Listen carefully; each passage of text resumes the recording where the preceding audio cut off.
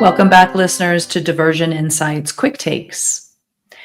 We spend a lot of energy talking about objectivity at the management level.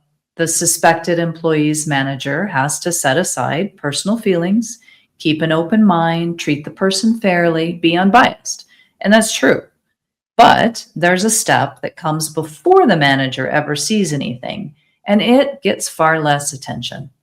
The person pulling and reading the data has to be just as unbiased, because if bias creeps in at the data stage, then everything built on top of it is already tilted.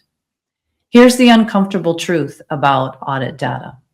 It is very easy to make it say whatever you walked in expecting to find. It's not lying, it's just by choosing what to show and what we leave out. And I don't think people do it intentionally, but you may be doing it without realizing it. The most common example I can think of is I can pull up a nurse who's administering two medications together in a way that looks concerning.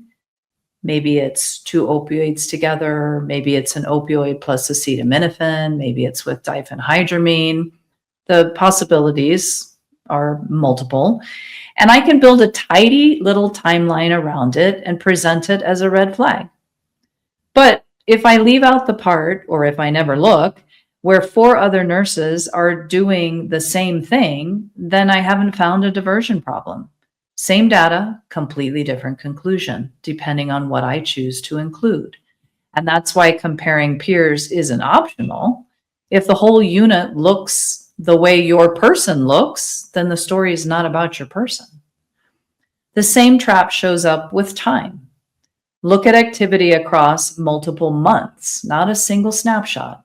If something raised a question 2 months ago, but isn't continuing, that may have a perfectly reasonable explanation.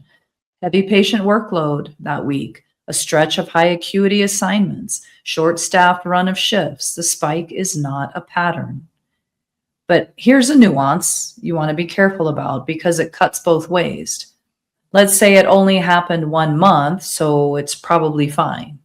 Well, that's not a safe conclusion if the person was already cautioned about that exact behavior.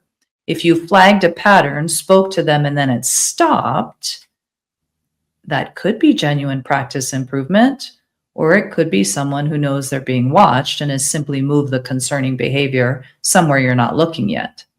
So a change in behavior right after a conversation isn't automatically exoneration. You have to ask why it changed. So the principle underneath all of this is simple. Never look at one data point without the big picture. A few more ways bias sneaks in. First, the starting point. Some audits begin with someone got reported. The minute you go in trying to confirm the tip instead of test it, you've lost objectivity. If you're trusting that the person who reported them had no agenda of their own, which you cannot assume, treat a flag as a hypothesis, not a verdict. Look at the big picture. Second, the denominator. Raw counts can deceive us. A nurse with more pulls, more wastes, more overrides may simply be working more shifts or covering a heavier assignment. Normalize for workflow before you draw a line.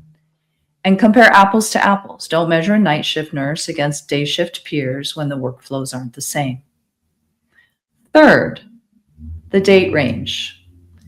It's startlingly easy to pick a window that makes the pattern look worse and call it the data. Pick your range for a defensible reason, not for a picture it paints. I've pulled up 3 months worth of data and a certain section looks really bad, and if you tweak the dates, you can continue that pattern, but that's not accurate. So pick that range for a reason, not because it paints a picture. And fourth, you have to actually understand the software and what it's telling you. These analytic platforms generate scores and flags based on thresholds and assumptions baked into the system. If you don't know what's feeding the flag, you don't actually know what it means. You're just trusting a number you can't explain. So understand the tool well enough to know its blind spots. The honest test for any of us is this: would my conclusion survive if someone equally competent, who'd never heard the accusation, looked at the same data from scratch? If the answer is no, if the story only holds together because of what I already believed walking in or what I am trying to prove, then I haven't done an audit. I've built a case, and those are not the same thing. Our job is not to confirm suspicion, it's to find out what's actually true. People's careers and reputations depend on us knowing the difference. All right, that's today's quick take, and thank you all for listening.